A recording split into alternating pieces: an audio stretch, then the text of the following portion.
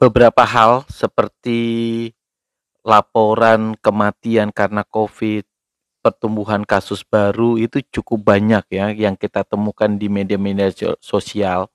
Seperti yang tampak di layar, laporan harian COVID-19 per kabupaten di Sulawesi Tengah, kemudian penetapan mana yang masuk ke dalam zona merah maupun zona kuning.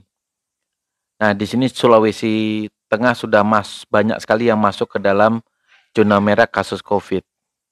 Laporan-laporan tentang kematian, pertambahan kasus juga kita lihat setiap saat pada kasus-kasus COVID-19 khususnya di Sulawesi Tengah. Ada beberapa daerah di Indonesia yang dimasukkan ke dalam zona merah untuk kasus corona COVID-19. Termasuk daerah saya nih, daerah Sulawesi Tengah, Kota Palu sudah ditetapkan sebagai zona merah untuk kasus COVID. Zona merah itu menandakan bahwa kasus COVID di Kota Palu cukup banyak yang mengakibatkan bed perawatan pasien COVID itu full atau penuh, yang membuat beberapa rumah sakit itu begitu selektif memilih pasien COVID mana yang bisa dirawat dan pasien COVID mana yang bisa menjalani isolasi mandiri di rumah. Jika kita menderita COVID-19, kemudian atau keluarga kita atau sanak saudara kita menderita COVID-19, karena beberapa alasan, misalnya ruangan perawatan di rumah sakit sudah full, atau kita masuk kategori yang tanpa gejala dan harus menjalani isolasi mandiri di rumah, maka ada beberapa hal yang harus diperhatikan dan dilaksanakan agar kita selama menjalani perawatan COVID-19 itu bisa mengalami kesembuhan dan tidak mengalami penyebaran ke lingkungan keluarga yang lain. Nah, infeksi COVID-19 sendiri berlangsung kurang lebih biasanya 14 hari. Minimal ya, ada juga yang berlangsung sampai 30 hari. Nah, COVID ini tidak selalu bergejala, ada yang tidak ada gejala sama sekali. Nah, gejala-gejala yang nampak pada pasien itu adalah flu, batuk, sakit kepala, nyeri badan, nafsu makan yang turun, nyeri perut, yang biasanya diderita oleh pasien-pasien COVID. Dan itu terjadi biasanya gejalanya hanya berlangsung kurang lebih 1 minggu, kemudian gejalanya membaik di minggu berikutnya.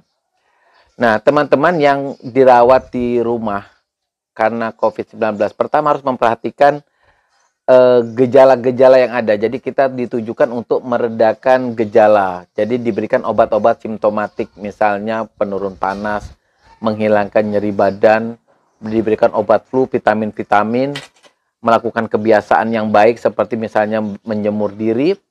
Kemudian jangan lupa mencegah penyebaran. Jadi kita harus yang terdiagnosa COVID, baik saya atau teman atau siapapun yang menderita COVID itu harus menjalankan isolasi mandiri. Kalau perlu kamarnya tersendiri, ventilasinya terbuka, makanannya sehat, kemudian kebiasaan-kebiasaan seperti mencuci tangan, memakai masker, menghindari kontak dengan keluarga yang lain perlu dilakukan. Nah, teman-teman juga yang baik dirawat di rumah maupun dirawat di rumah sakit, biasanya ketika kita mengalami atau didiagnosa dengan COVID-19, pasti kita sudah mulai rasa khawatir, rasa cemas, bahkan bisa mengalami yang namanya gejala depresi. Nah, gejala depresi akan memperburuk hasil pengobatan daripada COVID-19 karena depresi akan menurunkan sistem kekebalan tubuh. Seorang yang mengalami depresi biasanya sih ciri-cirinya pertama, tiba-tiba tidak punya semangat hidup, kemudian merasa takut mati, sudah berpikir tentang ini saya bisa sembuh atau tidak. Nah, teman-teman yang menderita COVID-19 yang harus dirawat di rumah, angka kesembuhan daripada COVID-19 ini cukup tinggi. Jadi, kalau kita memperhatikan misalnya intake makanan yang bagus, vitamin yang bagus, berjemur malam hari, dan jangan stres, mudah-mudahan COVID ini begitu lewat tanpa gejala. Nah, teman-teman di rumah juga harus memperhatikan tidak selamanya orang tanpa gejala itu aman-aman saja.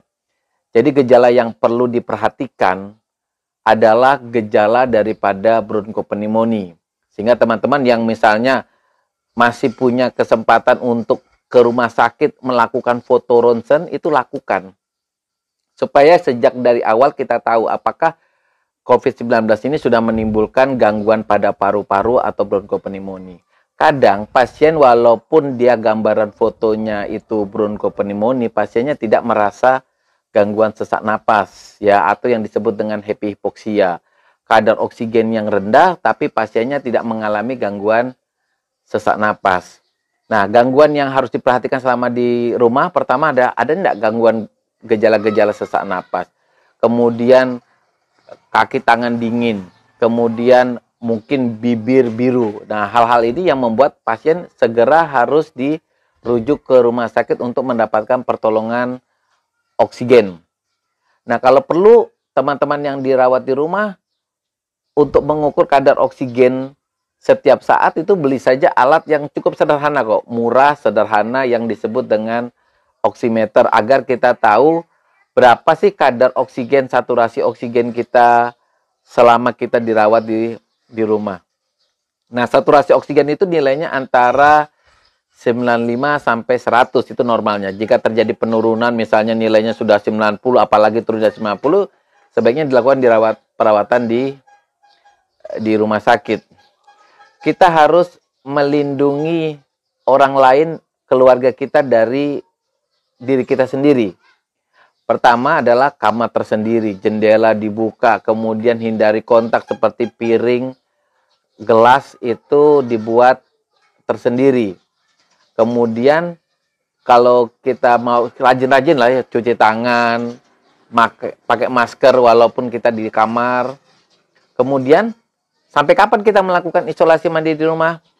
Lakukan swab mandiri ya, swab mandiri sampai kita mendapatkan hasil swab yang negatif. Kemudian kalau swab kita negatif, kita tetap harus menjalankan isolasi mandiri kurang lebih 7 sampai 14 hari. Demikian teman-teman yang terinfeksi COVID, keluarga yang terinfeksi COVID atau teman-teman yang terinfeksi COVID yang harus menjalani isolasi mandiri di rumah.